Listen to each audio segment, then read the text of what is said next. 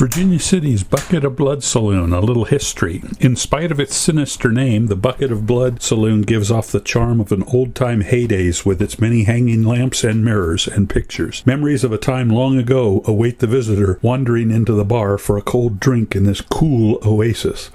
The Bucket of Blood Saloon, the original, the structure was constructed in 1876. The structure was constructed in 1876 after the Great Fire of 1875, which destroyed up to 1,000 structures in the town. Most of the town's core buildings were lost or sustained damage. Unfortunately, the first structure that previously occupied this location, like a lot of the other town's buildings of that time, was completely destroyed. Though the building you are currently viewing has gone through several renovations, iterations, and operations since 1876, it, like many of the other historical buildings throughout Virginia City, survive as living history. The masonry walls of the old bucket predate the Great Fire of 1875. Shadows of doorways recall a time when enclosed stairs led down to the Boston Saloon. The Bucket of Blood has long served as a local landmark in the center of Virginia City. Until recently, no one realized that the Boston Saloon lay under an asphalt cap to the rear of the building. The discovery of the Boston Saloon location in 1997, together with a subsequent test excavation, demonstrates that the site is rich with artifacts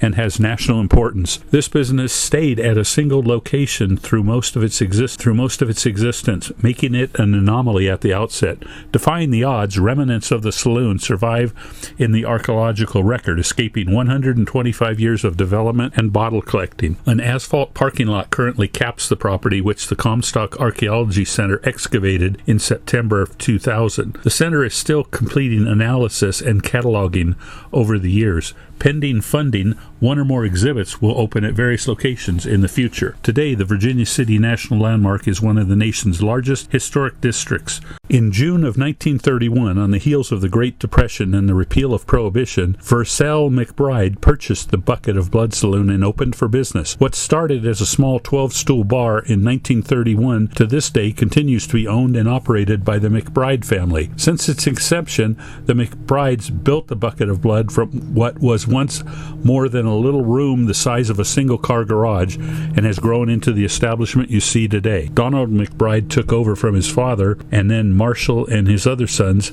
have taken over since then.